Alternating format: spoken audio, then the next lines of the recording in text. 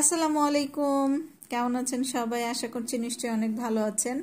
তো নুসাইবা বেশ কিছুদিন ধরে বলছিল আমি কালার করব কালার পেন্সিল এনে দাও।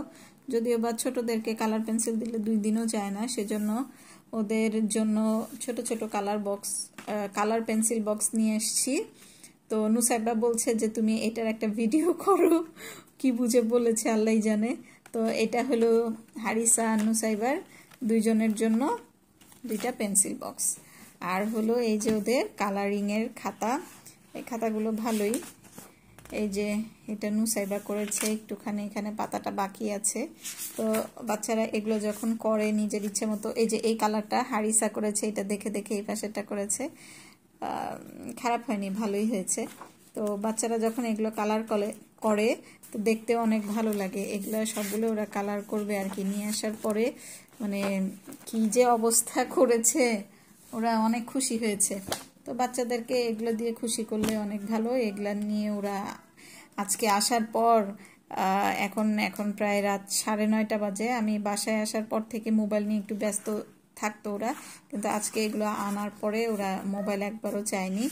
যে এগুলো হারিসা নুসাইবা হিবিজিবি এঁকেছে, কিন্তু তারপরে খুব ভালো লাগছে দেখতে আমার।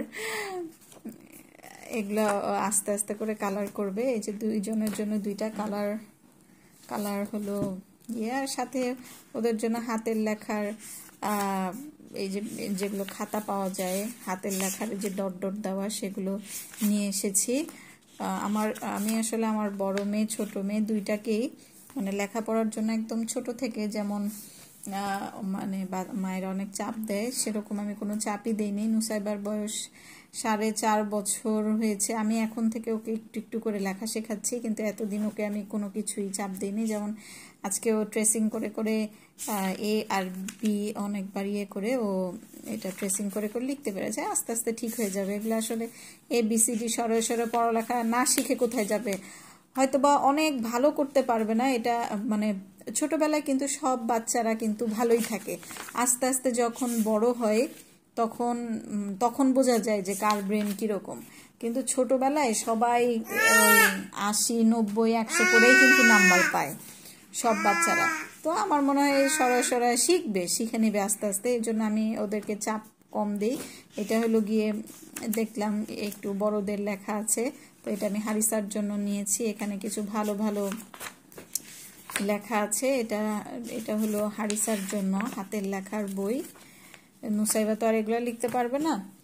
আমি এগুলো আসলে এক দোকানে পাইনি, কয়েক দোকান খুঁজে খুঁজে নিয়ে এসেছি। আবার এখানে এটা ভালোই লেগেছে, অসৎ সঙ্গ ত্যাগ করো, আলস্য পতনের মূল, উগ্র স্বভাব ভালো নয়।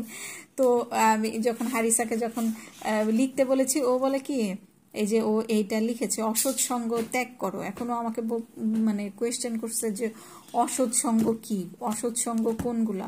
তো আমি যখন ওকে বুঝালাম যে এই যে অসৎ সঙ্গ মানে হলো যে খারাপভাবে চলাফেরা করে, তার সাথে একটু দূরে থাকতে হয় বা তার সঙ্গ ত্যাগ করতে হয়। তো ও সাথে সাথে বলল যে ওর বোন নুসাইবা, ওর সাথে সে সঙ্গ ত্যাগ করবে। আসলে 2 বোন এখন এমন পর্যায়ে গিয়েছে একজন আরেকজনকে দেখতেই পারে না। যাই হোক, বোনেরা মনে হয় এমনই হয়, কিন্তু আমরা বোনেরা এরকম ছিলাম না, আমরা বোনেরা খুবই ক্লোজ ছিলাম।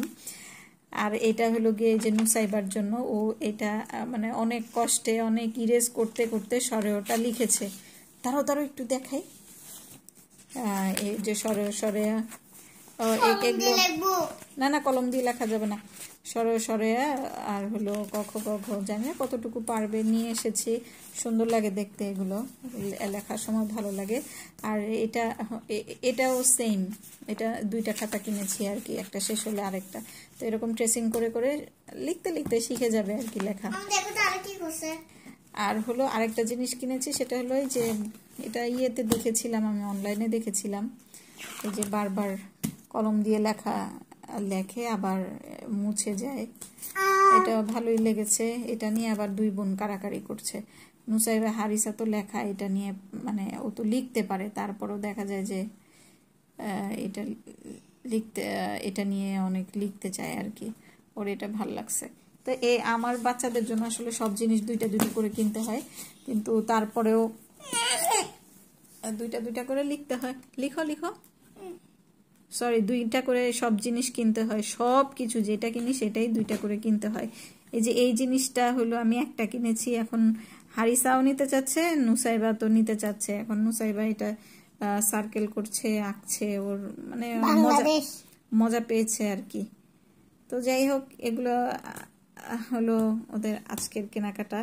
দেখি ওগুলা এরা যদি এগুলো লিখতে পারে তাহলে আবার খুঁজে খুঁজে আবার অন্য কোনো কিছু কিনে দিব আর কি। বাচ্চাদেরকে ডিভাইস থেকে দূরে রাখতে এগুলো কালার করলে কিন্তু অনেক ভালো। আচ্ছা, সবাই ভালো থাকবেন, সুস্থ থাকবেন, আমার পরিবার জন্য দোয়া করবেন, আমার বাচ্চাদের জন্য দোয়া করবেন। আল্লাহ হাফেজ।